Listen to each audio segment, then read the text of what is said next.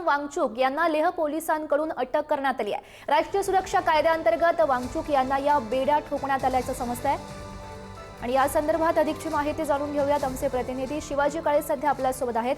शिवाजी, ही मोठी अपडेट म्हणावी लागेल।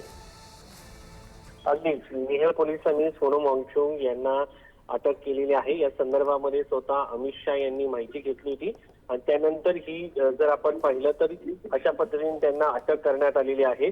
एक मुद्दा या निमित्ताने समोर येतो की या सगळ्यामध्ये सातत्यानं देशाचे गृहमंत्री अमित शाह यांनी लक्ष दिलं होतं आणि या सगळ्यामध्ये ज्या पद्धतीने अनेक दिवसांपासून आंदोलन करताना आपल्याला पाहायला मिळत होतं आणि सोनम वांगचुक यांना लेह पोलिसांनी अखेर अटक करण्यात आलेली आहे। त्यांचं गेल्या काही दिवसांमधून त्यांच्यावरती जो आरोप होता त्याच्यामध्ये त्यांच्यावरील जो हिंसाचार आपल्याला लेहमध्ये पाहायला मिळाला त्यामध्ये त्यांनी जे वक्तव्य केले होते, जे भाषण केलं होतं त्याला कारणीभूत ठरण्यात आलं होतं असं सांगितलं जात होतं।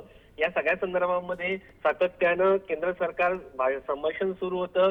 त्या ठिकाणच्या अनेक समाजातील जातींना खास करून आरक्षणाचा मुद्दा असो, तिथल्या पर्यटनाचा मुद्दा असतो, या सगळ्या संदर्भामध्ये सातत्यानं संवाद सुरू होता। तरीही या पद्धतीने त्यांचं आंदोलन जे होतं ते सुरू होतं। या आंदोलनामध्ये 4 लोकांचा बुधवारी मृत्यू झाला होता।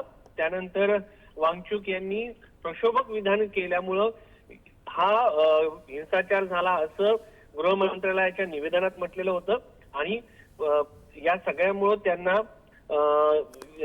अटक करण्यात आल्याचे सध्या तरी समोर येत आहे। अनेक नेत्यांनी वांगचुक यांना या संदर्भामध्ये विनंती केली होती, केंद्र सरकारच्या अधिकाऱ्यांनी देखील त्यांच्याशी वारंवार चर्चा केली होती। मात्र या सगळ्यांमध्ये त्यांना आता अखेर अटक करण्यात आली आहे। अटक केल्यानंतर जी चौकशी आहे ती या ठिकाणी केली जाणार आहे। नक्कीच नक्कीच शिवाजी, या सगळ्या घडामोडींवर असंच लक्ष ठेवून राहा। तुर्तास धन्यवाद दिलेल्या सविस्तर माहितीसाठी।